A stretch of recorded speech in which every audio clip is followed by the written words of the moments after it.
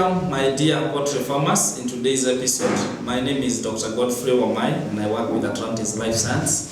So in today's topic, we are going to look at the various aspects that make vaccinations at the farm to be effective. Welcome. I've been asked a question or questions by farmers severally why they vaccinate birds, and in one way or another they come down with the same disease that they were vaccinated against. So in today's episode, we are going to look at some of the aspects that may result to some vaccine failure. So diseases has a very big impact, especially on economic impact on poultry business, and therefore the farmer must be able to control diseases before they arrive at the farm. That means the biosecurity measures has to be well done and they have to be obeyed. There are several vaccines or different types of vaccines that are given to birds or to chicken, and they are classified. You can have the live vaccine, live attenuated, and even the killed vaccine. So it also depends with the route of administration and also the type of disease that the vaccine is protecting the birds against. So today we'll narrow down to live vaccines. These are the vaccines that usually are given at the farm. So the farmer gets the vaccine from the dealer and then mix it with the water and then give it to the birds. So some of the things that may cause vaccine failures. Number one, these vaccines, they have to be maintained in a cold chain.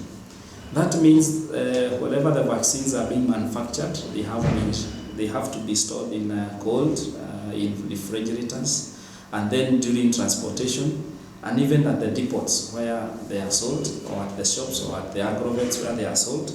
And when the farmer buys that vaccine from the agrovet, the shop attendant must wrap it in an ice or put it in something like a cold box, so that then you maintain that cold chain up to the farm. At the farm is where also so many things might go wrong and make these vaccines not to be effective. The water that you use for vaccination, it has to be pure, because some of these impurities will make these vaccines inactive or ineffective, or make it to fail. That is, it's not able to generate to initiate good immunization in that bird to protect it against that disease. So at the farm, the water that we use for vaccination, we must be careful the type of water we are using. In this water, if you do the analysis of water, there is what we call the pH, the acidity or the alkalinity of that water. It will affect the efficacy of that vaccine. There is what we call the heavy metals in that water, might affect the effectiveness of the vaccine. There is the chlorine in that water, also will affect the efficacy of that vaccine. There are other impurities that are in that water that may make that water not suitable for vaccination.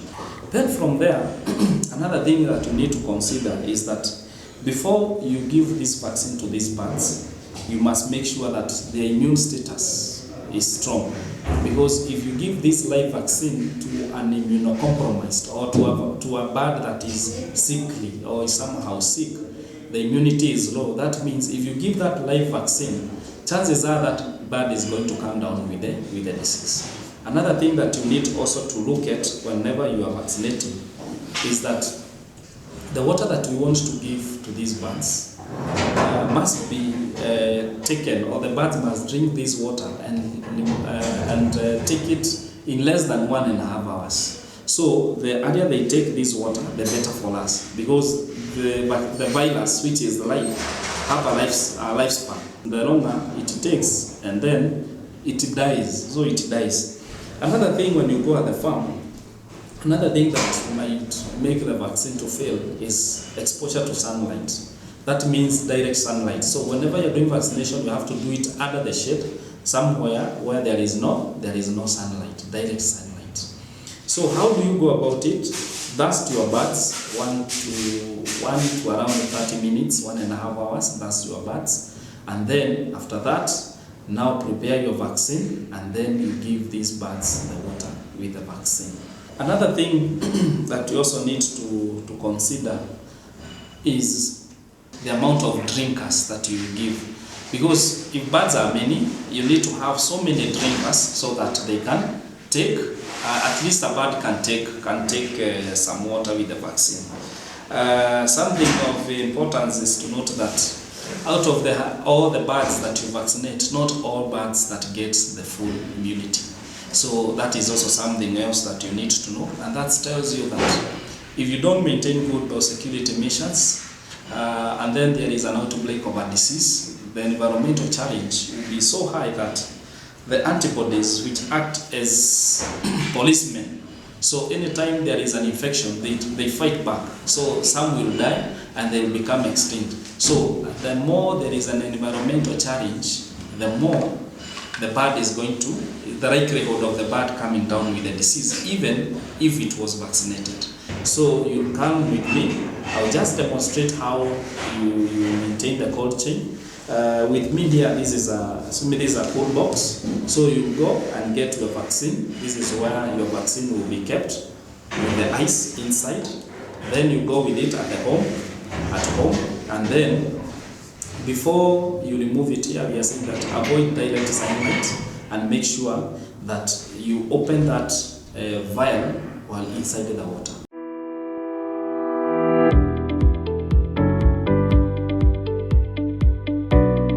So with me here is one of the product here. It's called the Dicrovac.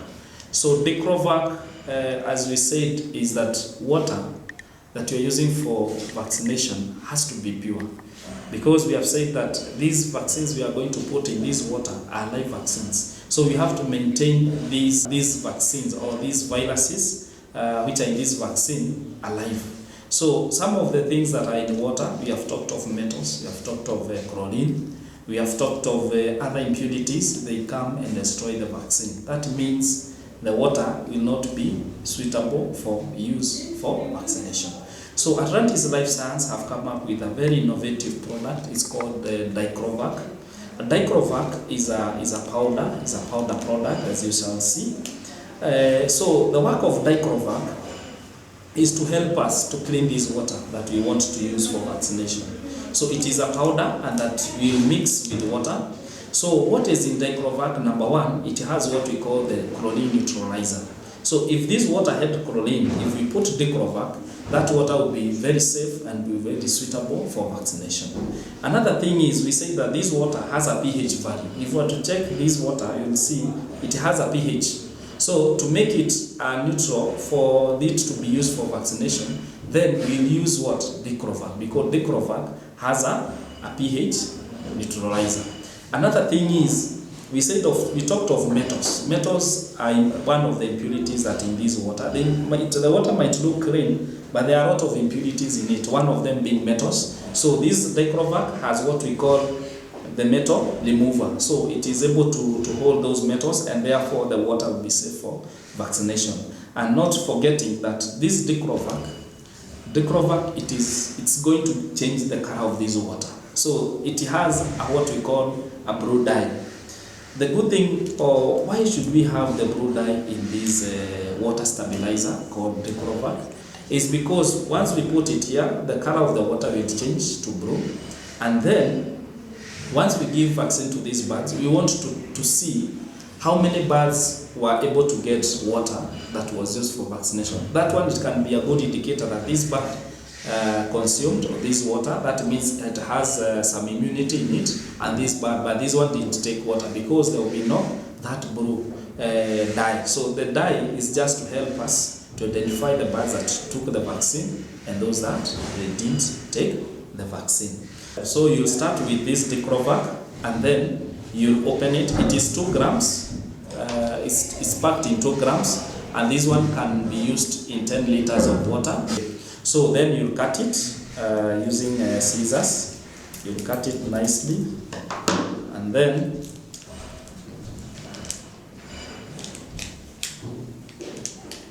you put this Dicrovac in the water. So once you put Dicrovac in water, you can see now the color, the dye, the blue dye. Now this blue dye is just to help us know the birds that will be able to take the vaccine. So we'll give it some time. We put it and then we give it like 10 minutes. And then after 10 minutes, this water will be very clean and will be very suitable for use for vaccine. So we get our vaccine from the cool box, and we have said that we have to open it inside the water so that you remove this top cap, you remove it, and then you remove this seal, the metallic seal, you remove it nicely, you remove it, still holding it nicely, like that, like that. Once you have removed that cap, then this vaccine, we are going to open it inside this water for vaccination. So you open it while inside. You can see now all the contents of this vaccine. Now they are inside the water.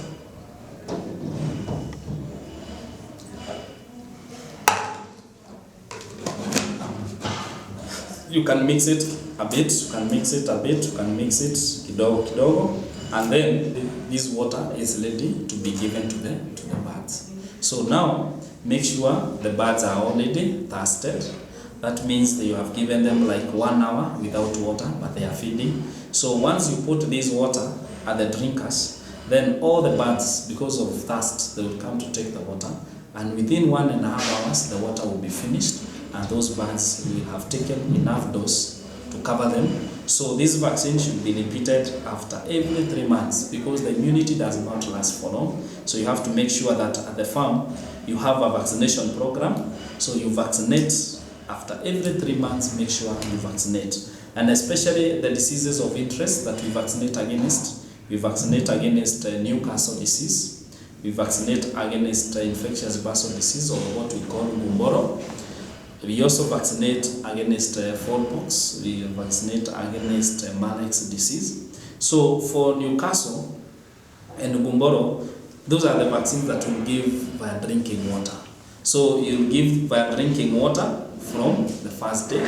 Another thing that also needs to remember is that you have to remember something called the maternal antibodies. So the chick gets some immunity from the mother, and within the first 5 days, this chick is protected by these maternal antibodies. So once you give vaccine during that time, your vaccine becomes neutralized by those maternal antibodies, and therefore it is of no use. So if the birds are well vaccinated, especially at the hatchery, and you are told to vaccinate from maybe 7 days or from 14 days, that is the right time to vaccinate, because the maternal antibodies will have been diminished, and therefore they will have no effect on the vaccine. So after that, make sure you vaccinate your Newcastle after every 3 months,